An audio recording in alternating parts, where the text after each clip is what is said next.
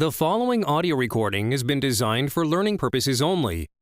Do not share, distribute, or provide any type of copies, or this audio lesson will not be made available to you. Good luck with today's lesson.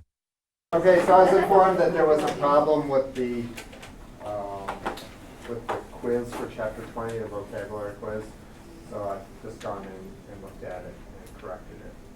So now, if you ended up putting like whatever the wrong answer was just to make it correct, that might be an issue, but I'll go back and look at everybody who's done it so far and fix up and make sure everyone still gets the right credit.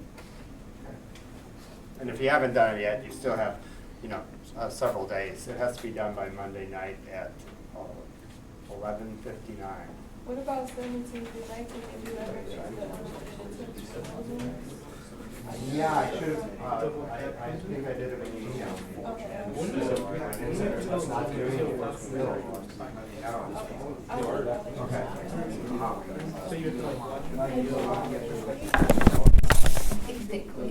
So we have to finish up chapter.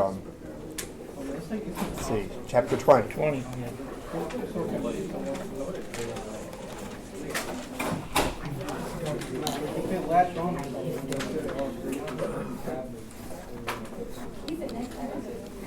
Yeah.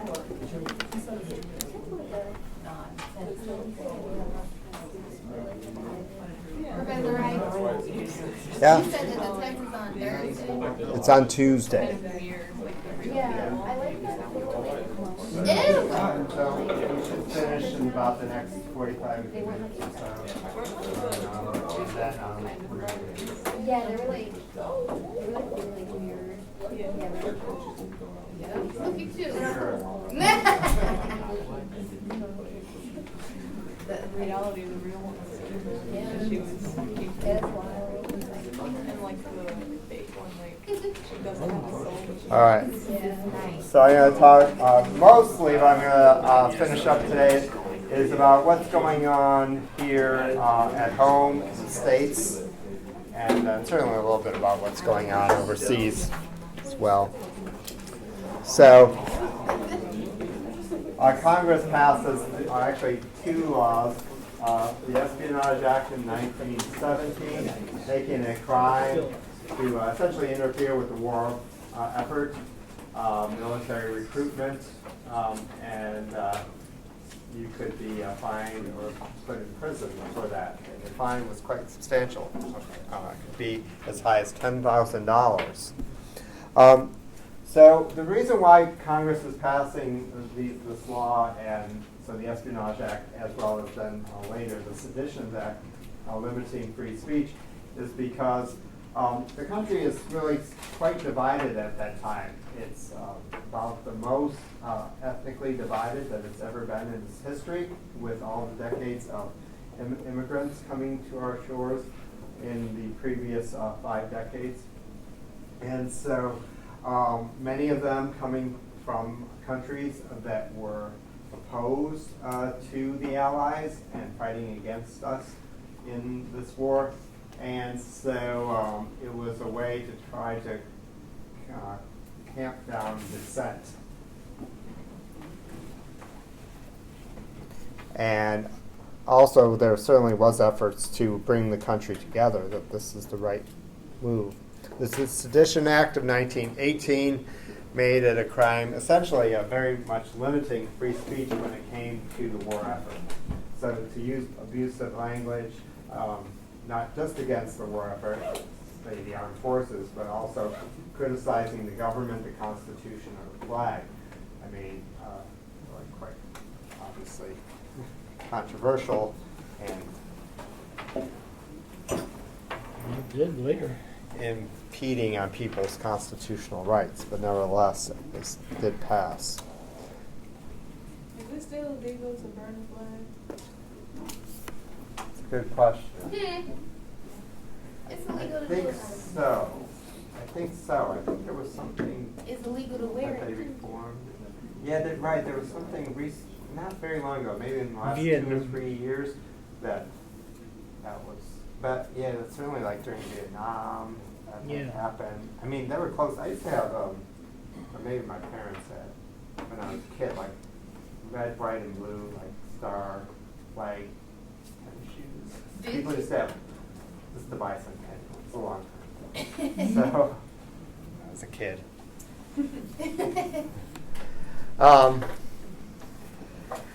One effort to try to bring the country together during the Great War was these volunteers who were part of the Committee on Public Information, in which there would be rallies that would be held, or they would make speeches in public squares or auditoriums, and they would talk about the war effort and essentially trying to help influence public's opinion on the war. Those who were skeptical about it tried to kind of rally the civilian population to get behind the war effort. To buy war bonds is very important as well. So there's actually an effort as well in which volunteers went around to encourage people to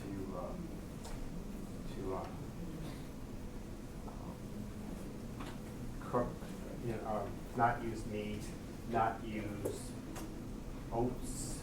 They encourage other types of forages, like wheat forages, things like that, so that they could go for the war effort. People would sign pledges like, I'm not going to eat meat once or twice a week, so they could go for the war effort. Many things that, if you are familiar with what happened in previous wars like World War II, things that we're very familiar with in World War II actually were done for a short time in World War I.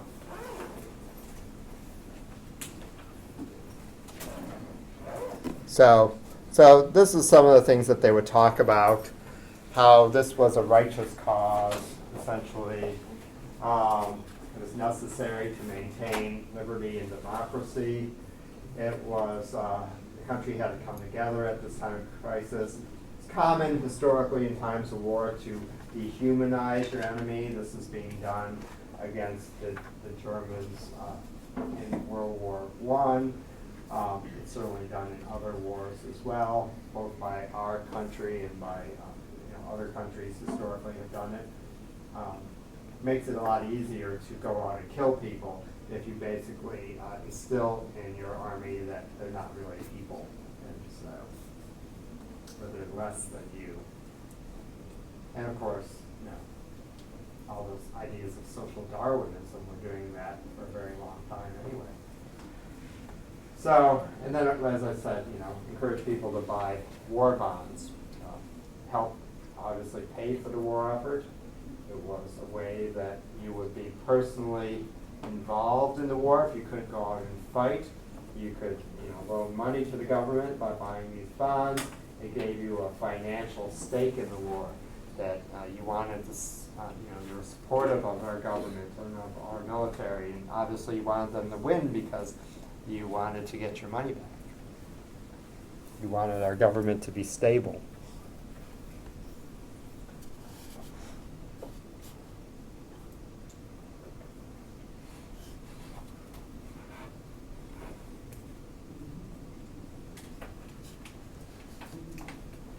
It's actually a tactic that's used early in our nation's history when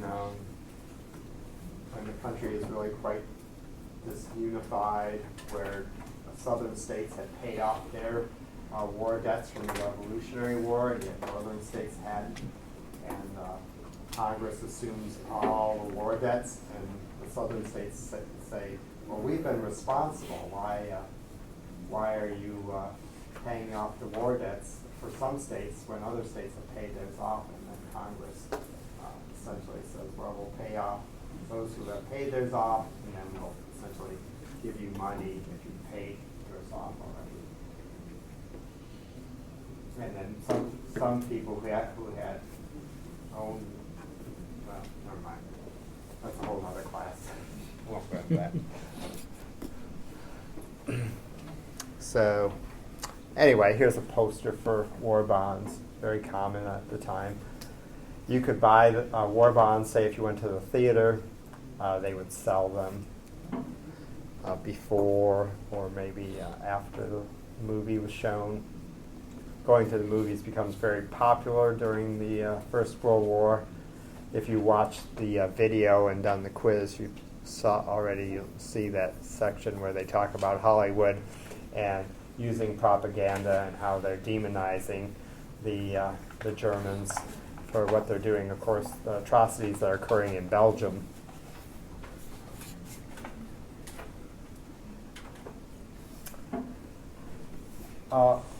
Of course, the American factories that were involved with the war effort had been doing very well even before we entered the war, since we are a major supplier to the French and the British.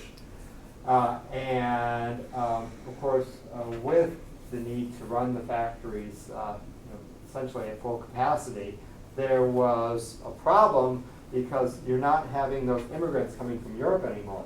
With the war going on, people are stuck in Europe and they can't leave. And so what happens is factories begin to turn to actually African American men initially, and then when we enter the war, of course, there are millions of men who are drafted, and therefore they have to leave their factory jobs. And so to make up for the shortages, they're looking at hiring women as well. So African Americans and women are two sections of society that historically were being ignored by the by industry, are now being hired because of the necessity of war. They built the planes. Certainly during World War II they built planes, right? Yeah.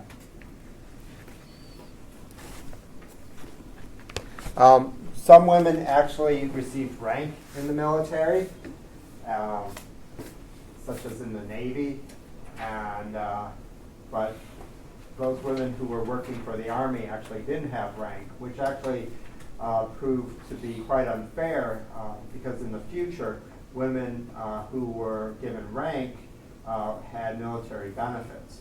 This was something that would be corrected later on in the Second World War. But anyway, it's very interesting that you have such large numbers of women working, in the capacity of like clerks and telephone operators, translators. This is in the days before many phones actually had dials on them. So you couldn't dial directly to whomever you were calling.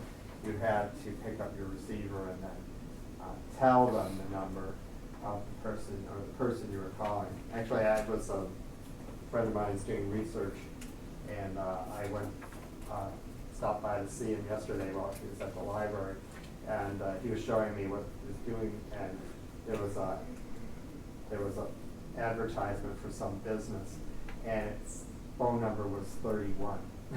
So that was it. Yeah. I was sure let's raise my hand and ask if the number's always been 10 digits. No. Yeah, so in the early days, they were just, I was thinking, I wonder who was one. And that guy was 31. Party band. Yeah. So they just gave them the number? Yeah, well, I mean, in small towns, you didn't necessarily have to even give them a number. You could just say, I want to call Mabel or whoever, and they would know. How would they know all that? In a little town? Well, in a little town. Yeah. Well, in big cities, then, of course, there would be larger numbers. The research my friend is working on, he's one of the retired professors from here. It's up in Romeo, so, yeah, so 31. Actually, and it's only in the early 20th century that middle-class people can start to afford a telephone. It was in the 19th century, telephones were only, for the most part, owned by wealthy people and by businesses. They were a tool business, but most people could not afford it. You start to see in the early 20th century, say around 1910 or so, advertisements, the price coming down. For 10 cents a day, you could get a telephone in your house. And then it's becoming within range of more and more people. But remember, in 1910, maybe you're only making $2 a day. Yeah. So, you know, are you going to spend 10 cents on your telephone? Maybe if you were Maybe. Nancy woman. Well, the phone companies were actually very good at saying, you know, this is a great tool used by advertising, sometimes even today. And I've seen advertisements at that time for the phone. If your child is sick, do you really want to take the time to have to run to like the drugstore down the street to call the doctor? Or do you want to have a phone in your house so that you can call immediately? Because in those days, of course, the doctor would come to your house. Yeah.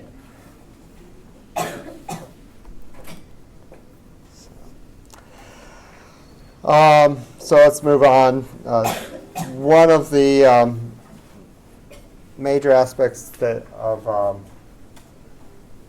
what the world will look like in the future comes about when the President of the United States, Woodrow Wilson, introduces his 14 points. So this is 8 months after we declare war, or 9 months after we declare war on Germany in January of 1918. Wilson puts out what's called the 14 points, outlining what he wants the world to look like. He brings up an important aspect, you know, free trade, of course, which has been talked about for a long time. You know, McKinley is pushing free trade. Wilson is concerned, these are only some of, obviously, these are only 3 of the 14 points. Disarmament, he wants the world to be a safer place and nations not to have so many weapons. And that's actually something that there'll even be a conference in the 1920s that the world, some of the big military leaders around the country, nations that have a lot of military hardware, will actually start to agree that they're going to sink some of their battleships in order to have less weapons, which we'll get to when we get to the next unit. And of course, I would say one of the most important points of the 14 points is that Wilson wanted to have an international diplomatic organization called the League of Nations, in which the world's leaders would meet in a forum where they could discuss their problems rather than resorting to war. What's of course unfortunate is that in the end, well, this was Wilson's idea, and it did get put into practice, the United States didn't join it.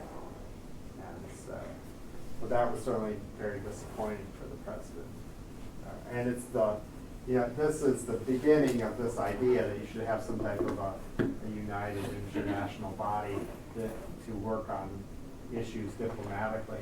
And eventually, the United States would come around to that idea, and the United Nations would be born after World War II.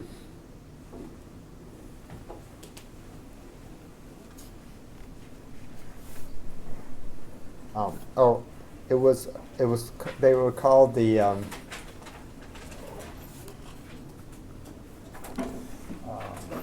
there were senators who were very much opposed to the League of Nations, and so anyway, they were some U.S. senators refused to consider the idea of having a League of Nations and joining it. So what happened was that the senators refused to allow the United States to sign the Treaty of Versailles that will eventually officially end the war, and so we had to make a separate peace with the Germans afterwards.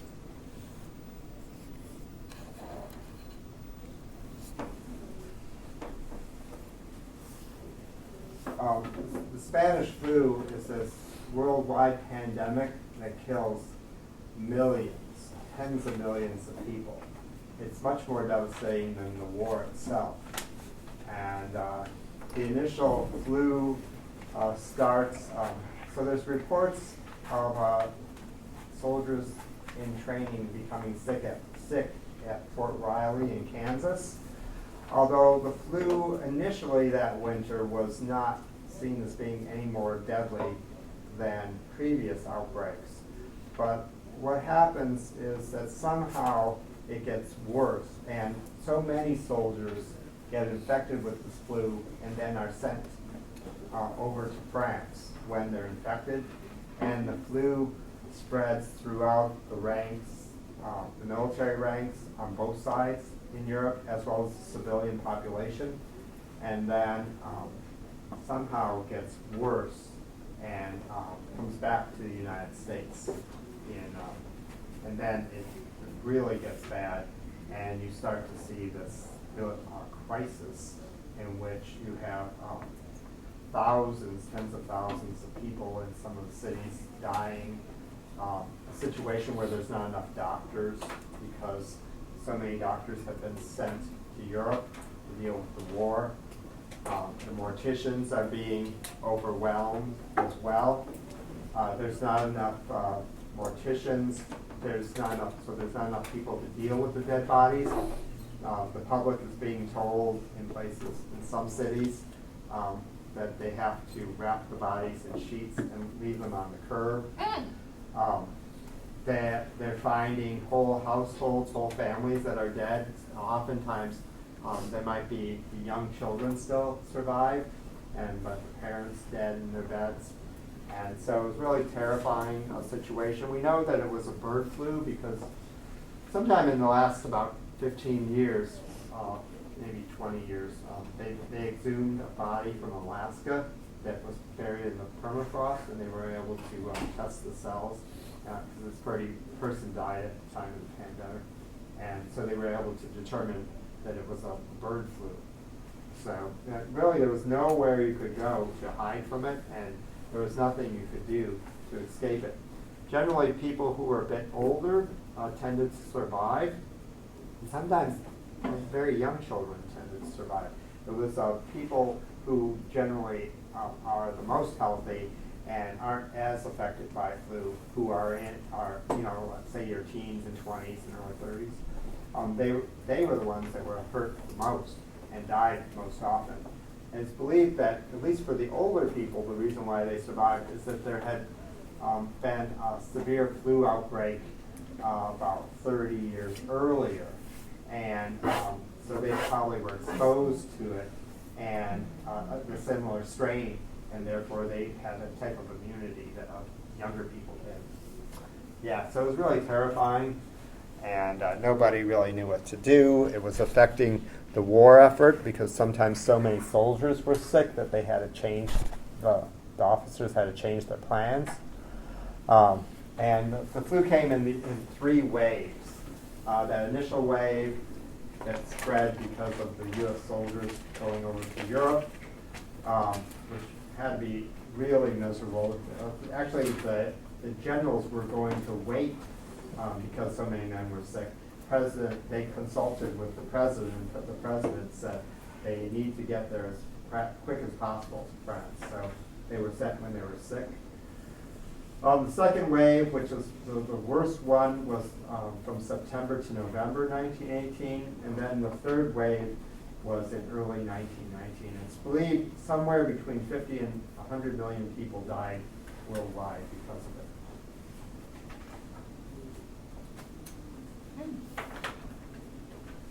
Pretty terrifying. Let's hope we never see anything like that again. Of course, even though flu vaccines nowadays are far from perfect, at least they are a way to prevent often the worst of the flu. So everyone go get your flu shot. When we had the swine flu about 10 years ago, that was pretty scary, and some of my students actually had it. Ew. Mm-hmm. I didn't think of it. Yeah. I don't usually get I don't even get the flu shot.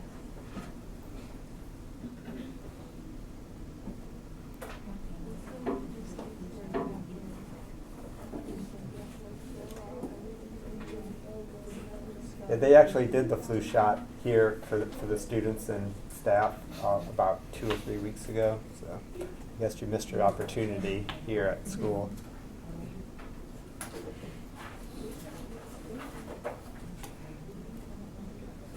A lot of times they had to make up makeshift hospitals for people as well. Many times you didn't even have an opportunity to go to the hospital or have any type of treatment, which of course would be limited at the time because there's not much they can do. Because you could be perfectly fine today and you could be dead tomorrow. Because the virus, you couldn't cough up gross stuff in your lungs and you would essentially drown. It was horrible.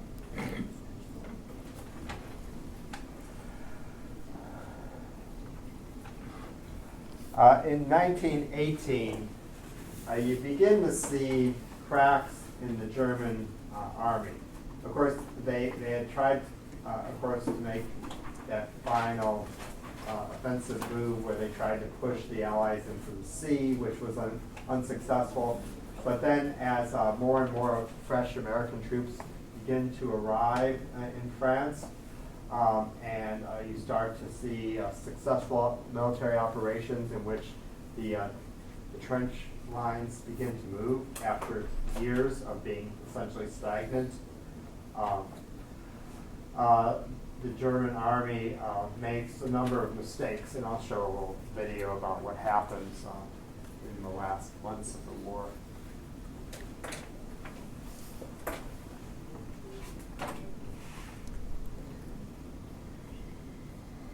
So Kaiser Wilhelm II will be forced to abdicate. He's King of Germany and a cousin of the King of England, and also a cousin of the Tsar of Russia. So this war will bring down the Kaiser of Germany, the Tsar of Russia, and the Emperor of Austria. All three of these great European countries will lose their monarchs.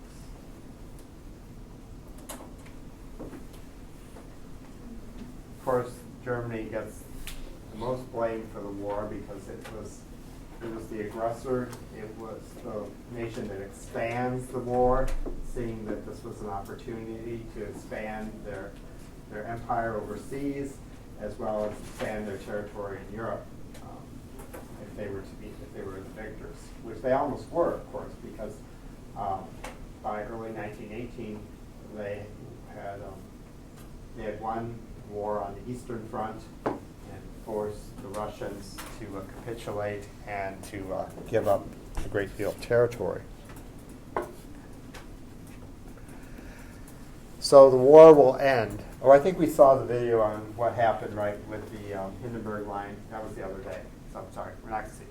So, but anyway, the war ends on November the 11th, 1918. So on the 11th day of the 11th month, the 11th hour, 1918.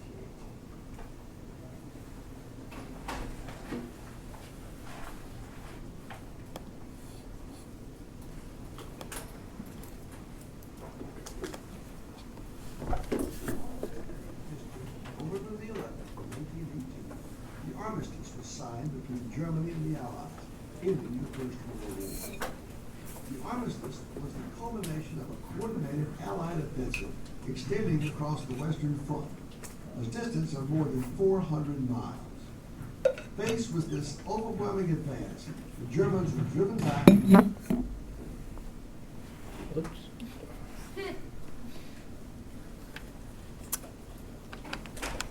Plug it in and see what happens. Nothing.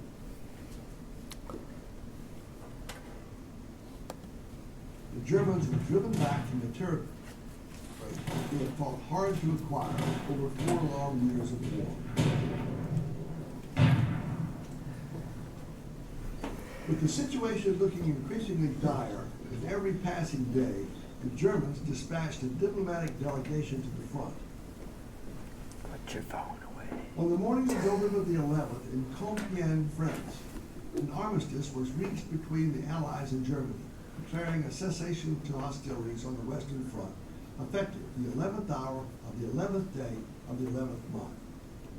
4 years of intense fighting had cost all combatant nations dearly, and Allied soldiers and civilians alike rejoiced.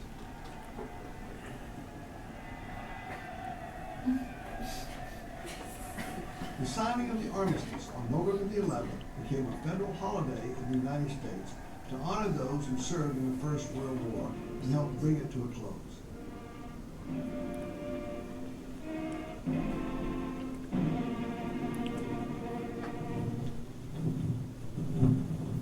More than 30,000 Americans who died in the First World War are buried overseas. The American Battle Monuments Commission commemorates the sacrifice of those who fell in the care of the hallowed grounds in which they died. These suffered as only those who have been through that war can realize. The highest praise that can be given and to be bestowed upon them is the hope that America will continue to raise such sons.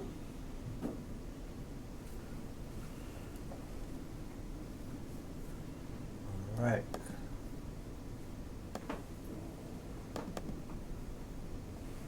So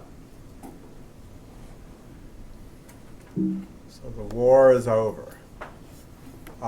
In total, 4.7 million Americans fought worldwide in this war. 116,516 died, and 670,846 were wounded.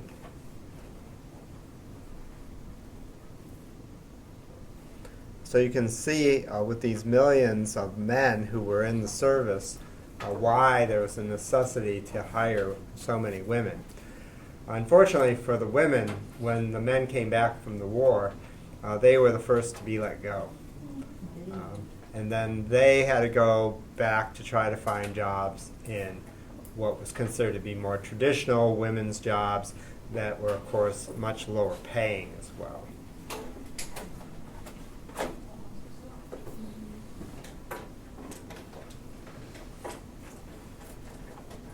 But what it did show is that women could do, what was considered to be men's work. And certainly in the next World War, the next generation of women would be recruited in even larger numbers to work.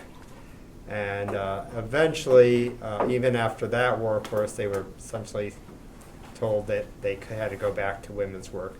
But eventually what happens is that women will begin to fight more and more for their rights. But it took decades, of course, before women were able to get jobs in all fields. And even today, even though it's illegal, there's discrepancies in pay between men and women, even though they're doing the same jobs. So, of course, as we just saw, Armistice Day is November the 11th, and then is changed into Veterans Day to honor all soldiers who fought, all veterans. In 1954 is when that came to be.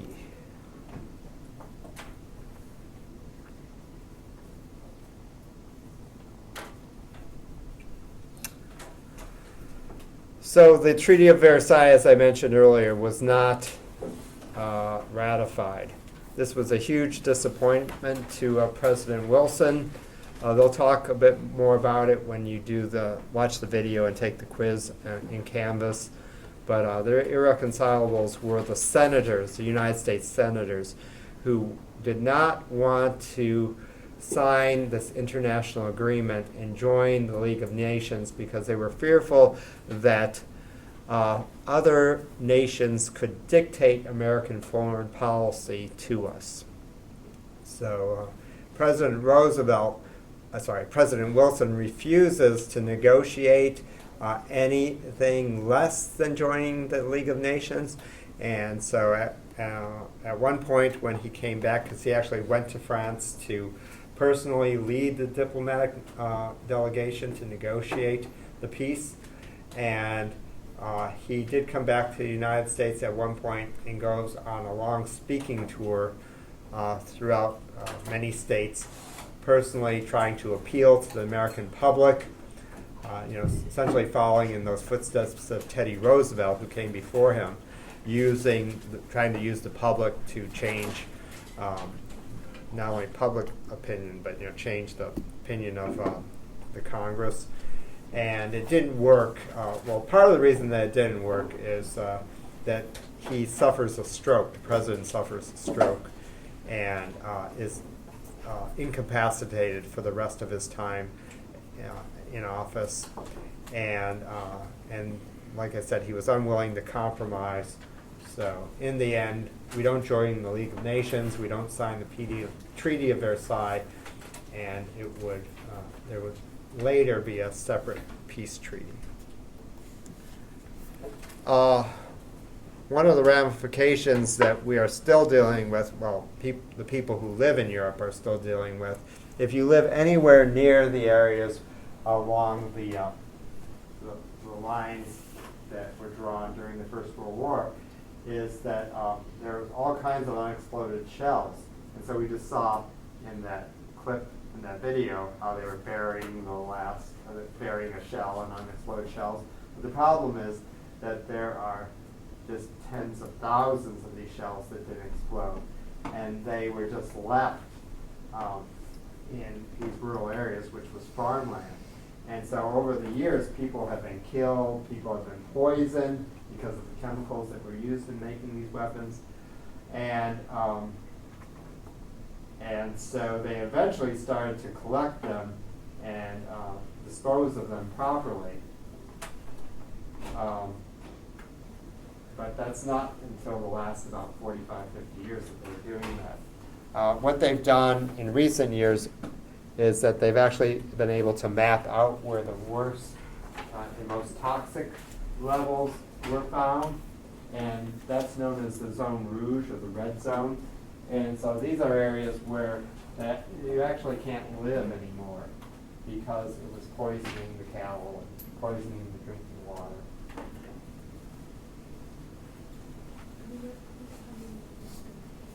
So the ramifications of industrialized war. Okay. So that ends the second unit. Good luck with today's lesson.